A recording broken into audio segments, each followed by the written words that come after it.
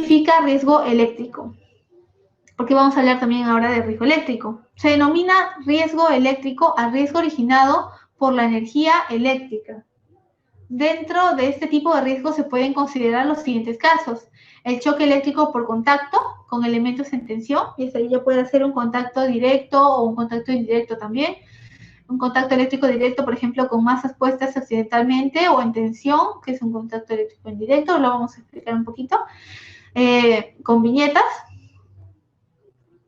Aquí, por ejemplo, tenemos lo que es un contacto directo, ¿no? Hay una persona que está, en este caso, tocando un equipo que está energizado, un equipo que está trabajando con energía eléctrica. A lo mejor esta persona tenía la mano un poco húmeda o algo, apoyó directamente la mano sobre esta máquina y definitivamente ha sentido una descarga eléctrica. Es un choque de energía eléctrica directa. Y ahora tenemos otra, por ejemplo, una persona que se ha puesto unos guantes, está también maniobrando una máquina que está utilizando fluido eléctrico, pero inconscientemente y por la carga laboral, de repente, porque está cansado, choca una de sus rodillas contra el cable, pero de forma inconsciente. Eso es un contacto eléctrico indirecto, no ha sido su intención, pero recordemos también que hay quemaduras por choque eléctrico o por arco eléctrico. También te puede producir caídas o golpes como consecuencia de choque o arco eléctrico. Y lo más común ahora que se ve, incendios, explosiones originados por la electricidad. Aquí tenemos, por ejemplo, viendo las mismas viñetas, contacto eléctrico indirecto. Ahí, por ejemplo, tenemos que hay un cable que se ha desgastado, por lo cual se ve adentro, se ve los hilos de metal, como quieran llamarlo, y una persona que está tocando eso y definitivamente le está pasando una descarga eléctrica, ¿no? Y otra persona que es por contacto eléctrico indirecto, le está pasando, no sabía que era un equipo energizado, apoyó su dedo y definitivamente le ha pasado una descarga eléctrica. Y como te dije antes, puede ocasionarte una quemadura, una caída, generar un incendio, de repente un golpe, entre otras más. Los efectos de la electricidad. Con paso de corriente por el cuerpo, te puede causar muerte por fibrilación ventricular. Es la causa de mayor número de muertes. La muerte por fibrilación ventricular.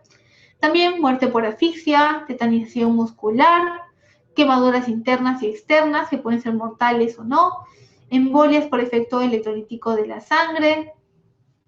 Recuerda que por la forma en que hayas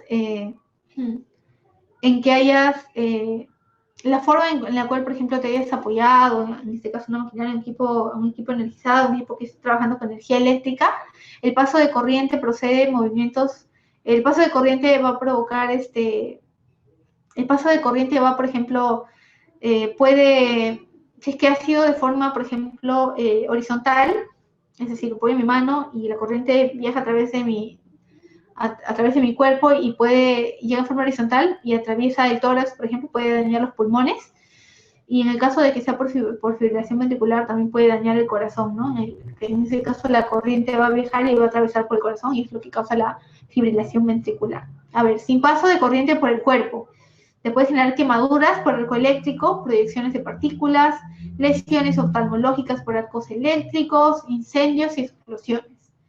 También puede generar lesiones físicas secundarias, como por ejemplo una caída o un golpe. Eso es un acto reflejo que también nosotros tenemos, ¿no? O que puedes ver, por ejemplo, los niños, cuando apoyan su mano en un enchufe, cuando meten los dedos en un enchufe, sienten la descarga eléctrica y quitan los dedos rápidamente o sufren una caída o algo. Ese es un acto reflejo que tenemos nosotros, por ejemplo. Es justamente para protegernos. Como seres humanos, ¿no? Es algo que ya está, como se puede decir, innato. Localización de riesgos eléctricos. Definitivamente estamos acostumbrados a vivir con la energía eléctrica y no solamente debemos estar acostumbrados a vivir con ella, sino saber convivir con la energía eléctrica. Recuerda que si dejas encendido, esto lo he visto, por ejemplo, hay un condominio en Chorrillos que se llama La Floresta. Me acuerdo que una vez fuimos a un incendio, era un departamento ahí en, creo que tercer, cuarto piso, y se había producido un cortocircuito justamente porque las personas que habitaban en este departamento habían dejado cargando una computadora, un iPhone, habían dejado cargando la lavadora, la refrigeradora, la cocina, el microondas, todo al mismo tiempo. Entonces, como ya es muy sabido por todos nosotros los bomberos de Chorrillos que definitivamente la Floresta es un condominio que está en malas condiciones y la saturación, en este caso, de cosas que estaban conectadas todos al mismo tiempo, todos consumiendo energía eléctrica, y el mal sistema eléctrico que hay, el sistema de fluido eléctrico pésimo que hay en la Floresta hizo que hay un cortocircuito, ¿no? Y afectó a todo el departamento. Entonces, cuando nosotros entramos a ver o hacer una búsqueda secundaria, lo que se le denomina búsqueda secundaria, ¿no? Entramos a ver si de repente había habido una persona o había habido un animalito o algo, pues sí, efectivamente encontramos un animalito, encontramos un perrito, pero bueno, ya estaba muerto. Nadie nos había avisado que había un perrito en esa casa o que tenía una mascota.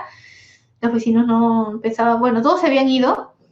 Las hijas estaban en una fiesta, bueno, no llegaban de una fiesta, los padres estaban de viaje, entonces habían dejado todo cargando en la casa y eso fue lo que originó, ¿no? Ahí encontramos, por ejemplo, había una laptop, había un iPhone, todo estaba conectado y todas las conexiones estaban quemadas, entonces definitivamente había sido un cortocircuito. Entonces no solamente es localizar los riesgos eléctricos, porque vivimos con ellos, vivimos con energía eléctrica, hemos aprendido, lo importante es aprender a convivir con la energía eléctrica, saber que no podemos dejar las cosas conectadas por mucho tiempo.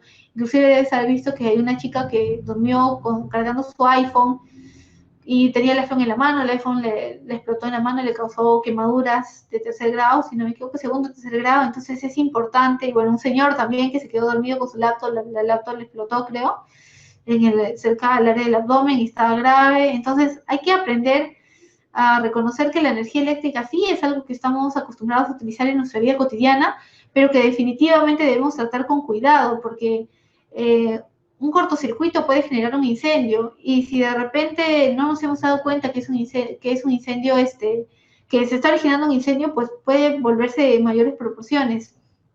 Y definitivamente es algo que nadie desea, ¿verdad?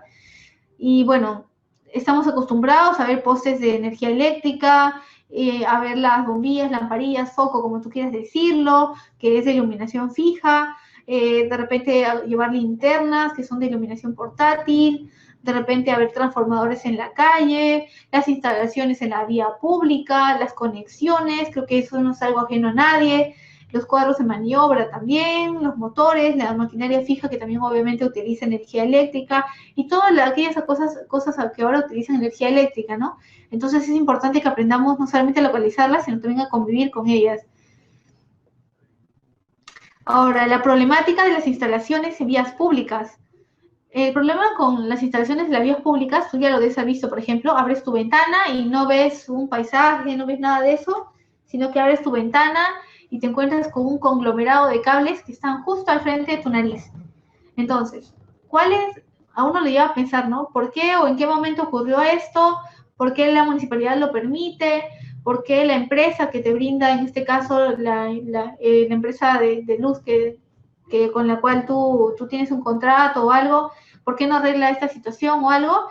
Es justamente porque las habilitaciones urbanas de energía eléctrica, la gran mayoría se constituyeron primero de forma informal, valga la redundancia o valga el error, se constituyeron informalmente y después recién comenzaron a tramitar su proceso de regularización frente a los municipios y obviamente fueron admitidos. Entonces, tenemos que las redes instaladas bajo consideraciones técnicas otro punto también importante es que las redes que han sido instaladas bajo consideraciones técnicas fueron afectadas a posteriori de su instalación. Eso, por ejemplo, lo puedes haber visto cuando hay un poste de luz que está muy bien instalado en algún lugar, está respetando el perímetro de seguridad que tiene que tener con respecto a una vivienda, no está invadiendo gran parte de la vereda, es decir, no ocupa gran parte de la vía pública, etcétera, está bien ubicado, visible, no afecta a ninguna vivienda colindante, etcétera. Muchos de ellos han sido instalados a posteriori de su instalación. ¿Por qué? Porque hay personas que manejan ebrias, se chocan contra semáforos, se estrellan contra postes y definitivamente muchos de ellos se evaden impuestos, no terminan pagándolo y los únicos que terminan lamentándose somos nosotros como ciudadanos, que nos quedamos en un semáforo, nos quedamos en un poste y definitivamente eso es un problema que vemos en varias municipalidades y que, bueno, también es algo que no podemos negar, ¿no? Está en varios sitios, en varios distritos de Lima, y no solamente Lima, sino también en Perú. Aunque hace poco viajé a un pueblo donde, por ejemplo, no había luz. y bueno, recién está llegando la luz en ese lugar. Y bueno, vulneración de las distancias mínimas de seguridad, es justamente lo que te decía, muchos postes vulneran estas distancias mínimas de seguridad, tú abres tu ventana y encuentras un conglomerado de cables ahí amontonados, o inclusive lo ves en Gamarra, ¿no? Gamarra, que todos dicen que es una bomba de tiempo, que Gamarra definitivamente va a ser, puede que sea como el Rana Plaza que vimos en Bangladesh, que fue solamente hace 2 años, en el 2012, que fue en el 2013, entonces definitivamente estamos hablando de una bomba de tiempo. Estas son las vulneraciones de las distancias mínimas de seguridad. Recuerda que los postes deben cumplir con eso, la DMS, distancia mínima de seguridad. Los comerciantes instalan el alumbrado de fachadas y letreros de publicidad utilizando equipos de iluminación que sobrepasan los límites de propiedad de los predios. Eso también lo debes haber visto, por ejemplo, ¿no?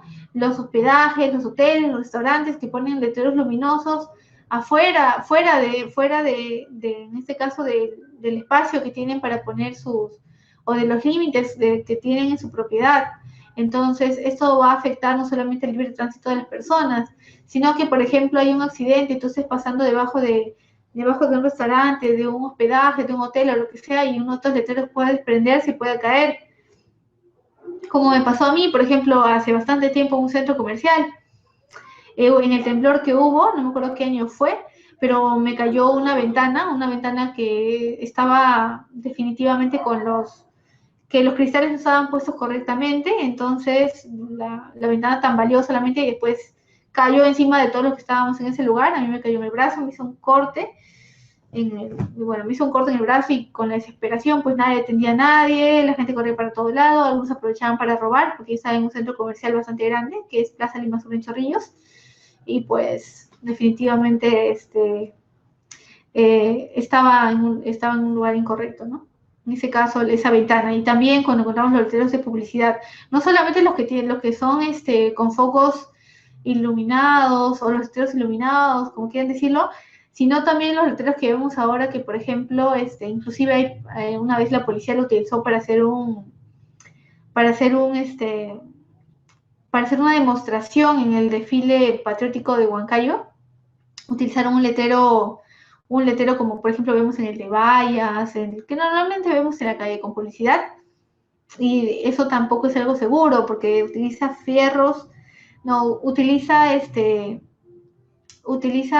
material que puede ceder con el peso o que puede ceder ante un movimiento telúrico, entonces eso tampoco es algo que nos brinde seguridad, ¿no? Pero bueno, la gente pone los letreros encima de sus inmuebles, sobrepasa sus inmuebles, hace escaleras afuera de sus inmuebles, afuera de las veredas, todo, y eso definitivamente es algo que no nos está ayudando como país a formar una cultura de prevención.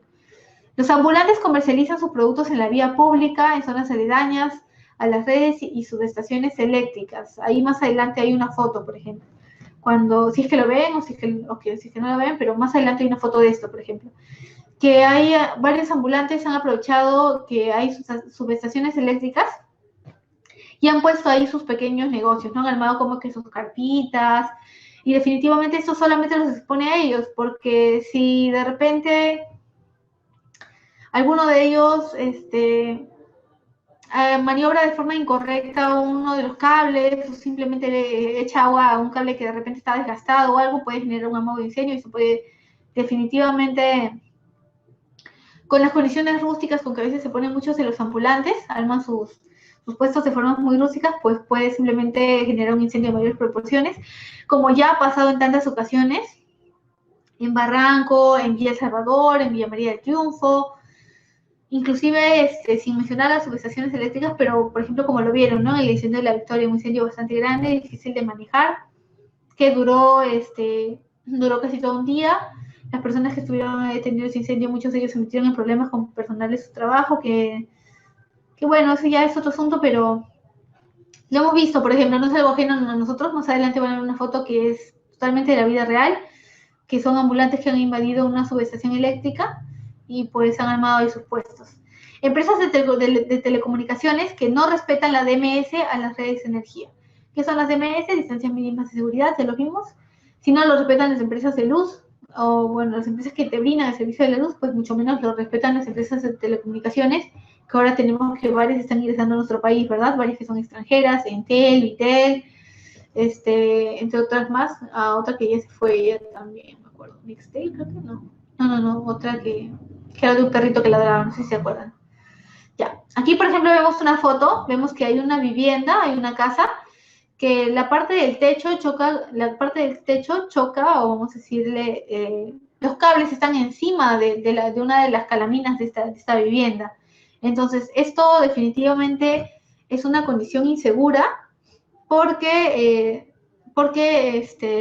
de repente más adelante quieran ampliar esa casa o quieran construir otro piso más, y si hay algún objeto que choque o que puedes gastar o que puedes sacar algún tipo de chispa a uno de estos cables, pues puede originar un amago de incendio o puede generar un cortocircuito.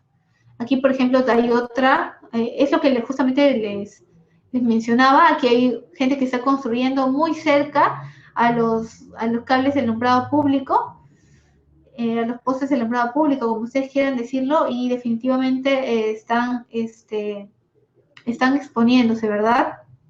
A que una de estas cajas que están subiendo pueda chocar con uno de estos cables, entonces eso tampoco es una condición tan segura. Y, por ejemplo, sí vemos que está a una cierta distancia, pero no se cumple con la DMS, que es la distancia mínima de seguridad. Pero bueno, es algo que encontramos mucho en nuestro país, ¿no? Y justamente porque primero se hicieron estas instalaciones de manera informal y luego recién se formalizaron, y para esto se prestan las notarías, los municipios y todo lo demás.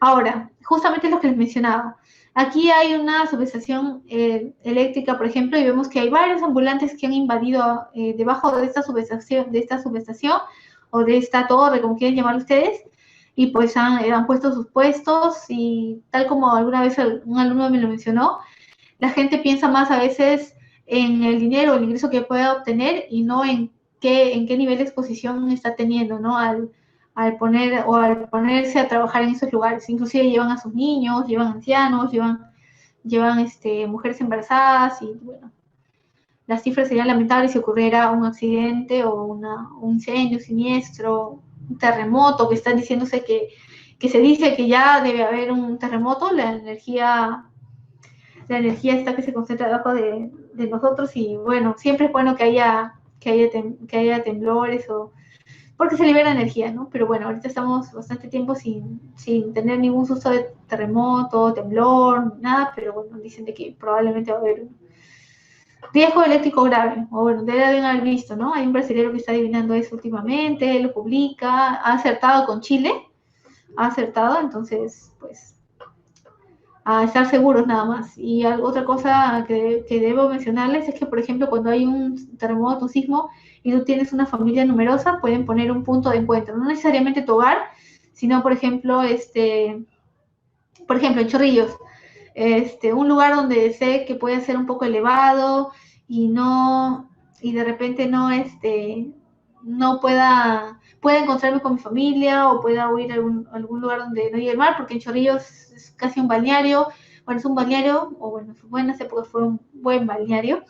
Hay fotos de eso, me dejó muy, muy bonito, pero que lamentablemente se modificó totalmente. Y que, por ejemplo, hay amenazas no solamente de temblor o terremoto, sino también de tsunami. Entonces, buscar un sitio plano en el caso de que haya un terremoto o un temblor de gran magnitud y que haya riesgo de tsunami no es lo más recomendable. Entonces, con todas esas ideas puedes armar un punto de encuentro en el cual puedan recurrir tus familiares y tú, viendo dónde trabaja cada uno para que puedan encontrarse en el caso de que se corte la energía eléctrica o pase algo, ¿no? Siempre hay que estar alerta. Ahora, cuando ocurre un accidente por riesgo eléctrico grave, a veces uno cree que solamente involucra a la persona que se accidentó y a la empresa, o etcétera, y no es así. Hay muchos entes, hay 4 entes involucrados, inclusive puede haber muchos más cuando hay un accidente por riesgo eléctrico grave. El primero es el propietario, constructor o empresa, el que te contrató, es el primer ente involucrado. El segundo es la municipalidad, porque estás bajo la jurisdicción de la municipalidad. Si, por ejemplo, trabajas en una empresa en Barranco y te accidentaste por riesgo eléctrico grave, pues la municipalidad también va a tener competencia en eso, aunque tú no lo creas, porque es un ente involucrado. ¿Por qué? Porque te encuentras en Barranco, bajo la jurisdicción de esa municipalidad. El Ministerio Público, porque en el caso de que sea algo grave y, por ejemplo, te genere la muerte, los que se van a encargar de darte el acta de función por riesgo eléctrico grave o por lo que hayas fallecido, es el Ministerio Público en su área de medicina legal. Ellos se van a encargar de certificar que tú efectivamente has fallecido a causa de padecer riesgo eléctrico grave, con daño al cerebro, daño al corazón, deformación ventricular, etcétera. Bueno, ellos se van a encargar de certificar eso. Y también tiene que ver el Sinerminc o la concesionaria de repente para el cual trabaja esa empresa, etcétera. Pero ¿por qué Sinerminc? Porque Sinerminc se va a encargar, es el ente encargado de evaluar en este caso a las empresas privadas o públicas. Bueno, Sinerminc es el ente encargado de eso, ¿no? Entonces ya sabes que cuando hay un accidente por riesgo eléctrico grave, no solamente te involucra a ti y a la empresa, sino también involucra, por ejemplo, a estos 4 entes, ¿no?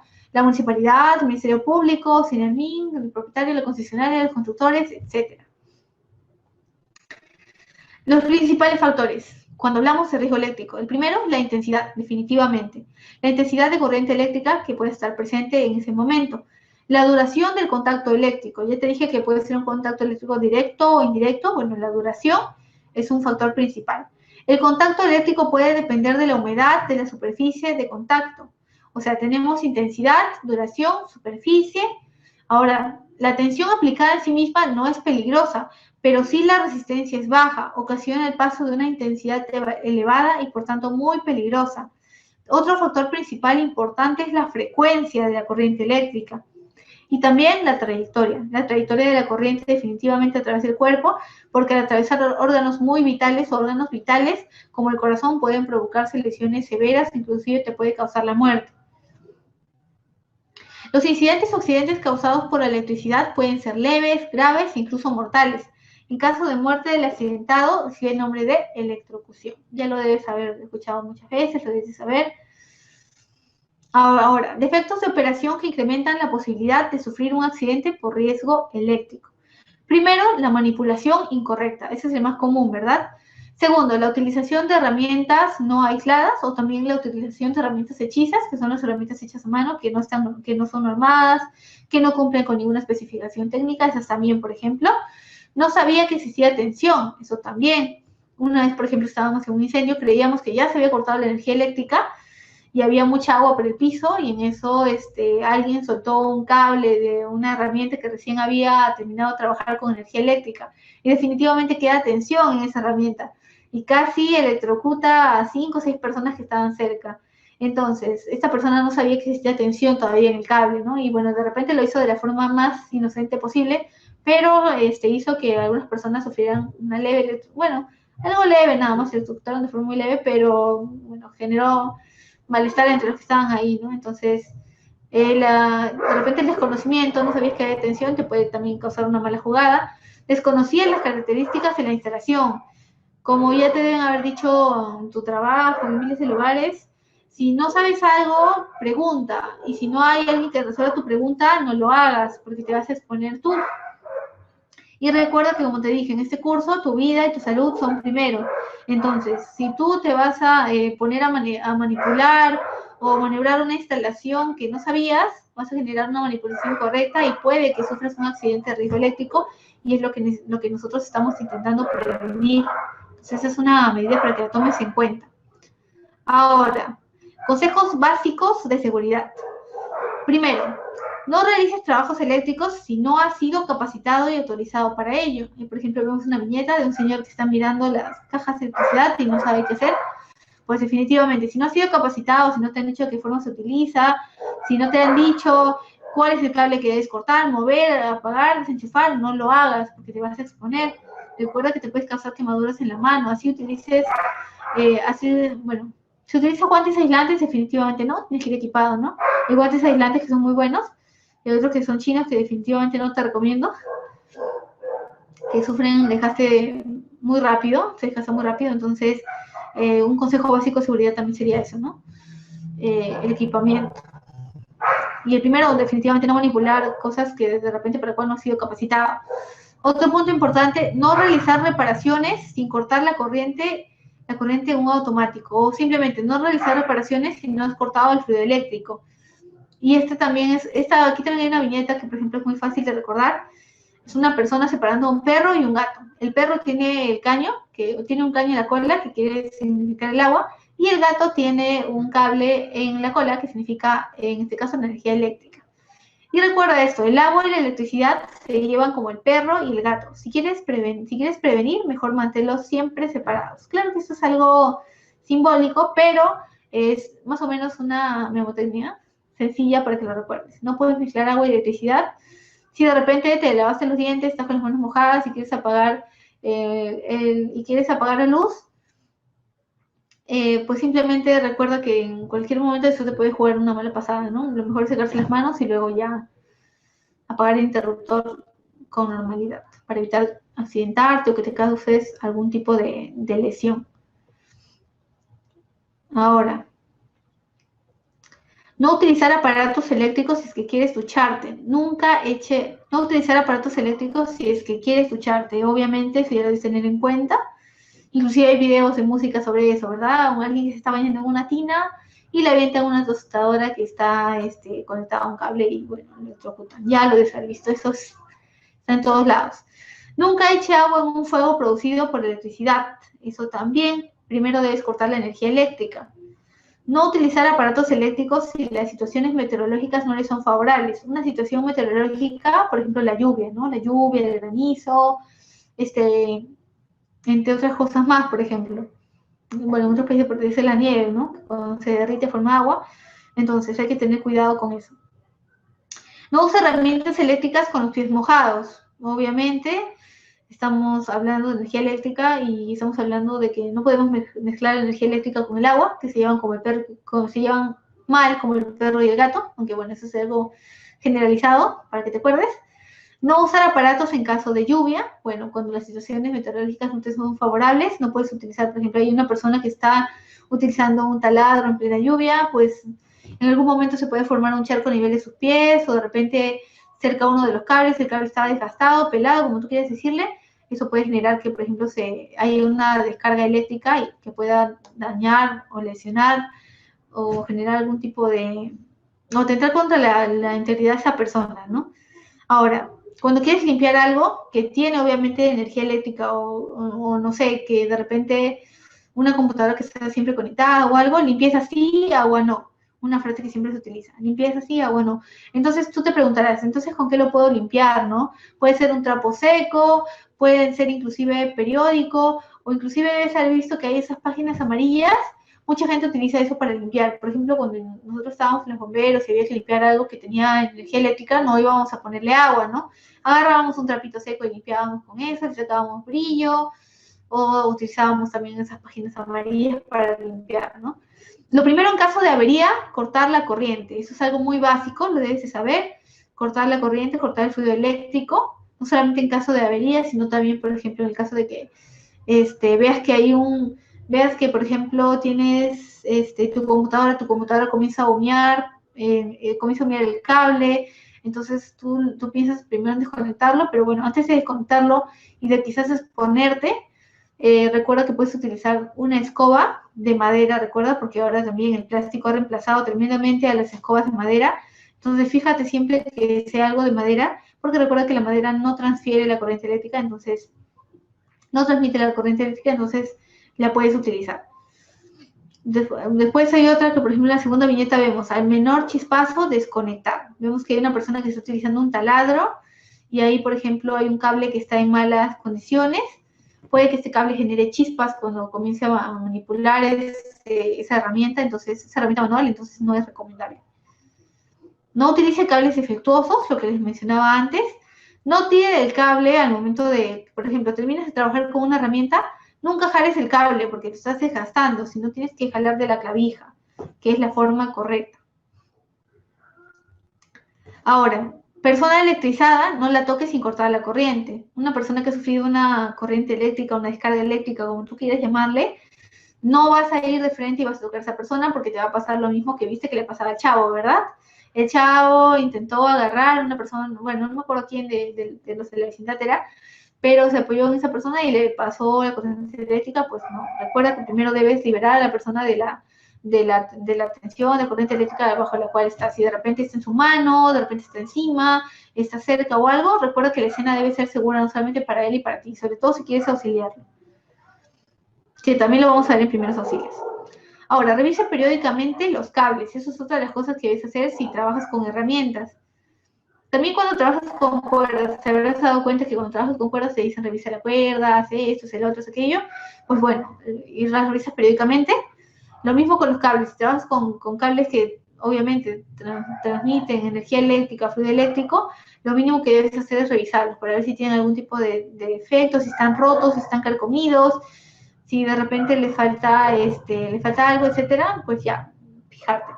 Revisa periódicamente las herramientas manuales también, porque estas herramientas, sobre todo las que utilizan energía eléctrica, pueden en algún momento soltarte alguna pequeña descarga eléctrica o pueden generarte algún tipo de quemadura, lesión o algo. Ya hemos dicho que los dedos de las manos son los más afectados, ¿verdad? Entonces, para prevenir, mejor tomar medidas que son sencillas de cumplir. Si es necesario, utilice equipos de protección personal, gafas, guantes aislantes, botas aislantes, etc. Por eso se habla de utilizar guantes aislantes, para que no te transmita la corriente eléctrica. Informe de mantenimiento de cualquier equipo defectuoso. Eso también para ver si se puede subsanar, se puede reparar o simplemente se debe desechar, si es que de repente representa un peligro para la gente que manipula esta herramienta o este cable. Pues siempre es bueno informar, ¿no? Si es que hay un encargado por área, un jefe de seguridad, jefe de personal, etcétera, qué mejor que él para indicarle que una herramienta de repente representa un peligro para la gente que está trabajando ahí. El olfato previene averías, eso también lo sabes. De repente cuando un objeto está cargando mucho, comienza a botar un olor como que ha quemado.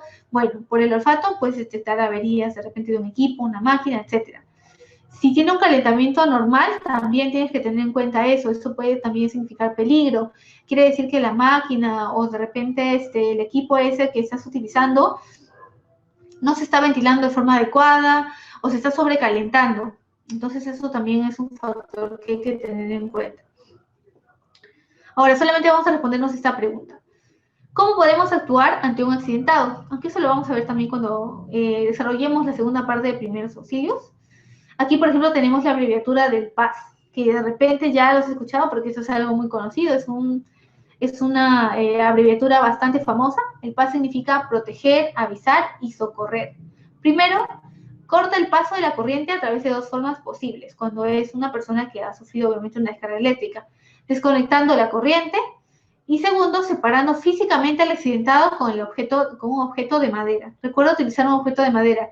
Ya no te fíes en las escobas, porque hay manuales antiguos que dicen utilizando una escoba y se olvidan señalar de madera, porque antes la mayoría de las escobas tenían un mango de madera, ¿verdad? Bueno, al menos las escobas de mi época, cuando era más niña, me acuerdo que las escobas tenían un mango de madera. Ahora definitivamente el plástico ha reemplazado demasiadas cosas, inclusive la porcelana, el vidrio, el plástico está, como se dice, en todas. Entonces, las escobas no se salvan, y si tú vas a agarrar una escoba de plástico para intentar separar un objeto que definitivamente aún contiene electricidad eléctrica, tú mismo te estás exponiendo y bueno, te puedes accidentar. Entonces, un objeto de madera ya los hemos escuchado miles de veces nosotros en el colegio, en el tópico, en la televisión, si alguna ve Doctor TV, etcétera, pues definitivamente es algo que hemos escuchado todos. Utilizar objetos de madera, ¿por qué? Porque, bueno, la madera es un aislante.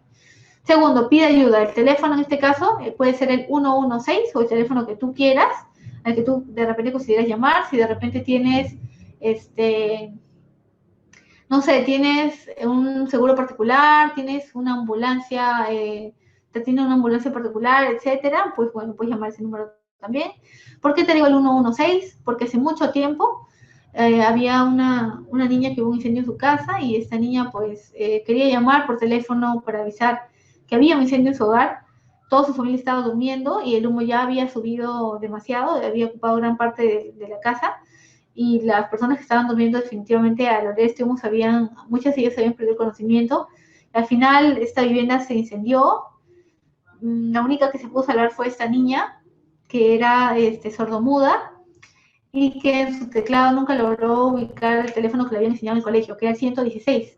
Entonces, ahora se dice, o decimos siempre 116. Ya ven que todo tiene una razón de ser. tenía que contárselos también, ¿no? Para que lo sepan. Si conoces la técnica, realiza el accidentado de la reanimación cardiorrespiratoria, aunque te diré que la reanimación cardiorrespiratoria, el RCP, como tú quieres decirle, es algo que también vamos a mencionar cuando hablemos de primeros auxilios, pero que se nos va a complicar un poco por ser virtual. Pero si tú estás interesado en aprender mucho más esto, definitivamente puedes buscarlo, por ejemplo, en YouTube. Y una de las formas, como por ejemplo puedes practicar, es no solamente con esos muñecos inflables que ves que hay, que utilizan en los cursos que normalmente dictan esto, que por ejemplo la Cruz Roja también lo dicta, la reanimación cardiorrespiratoria, cursos de RCP básicos, son gratuitos, puedes averiguar si quieres, la Cruz Roja lo dicta, a personal, a gente, no solamente personal de salud, sino interesados en general, la cuestión es que alcances una vacante y te puedes anotar.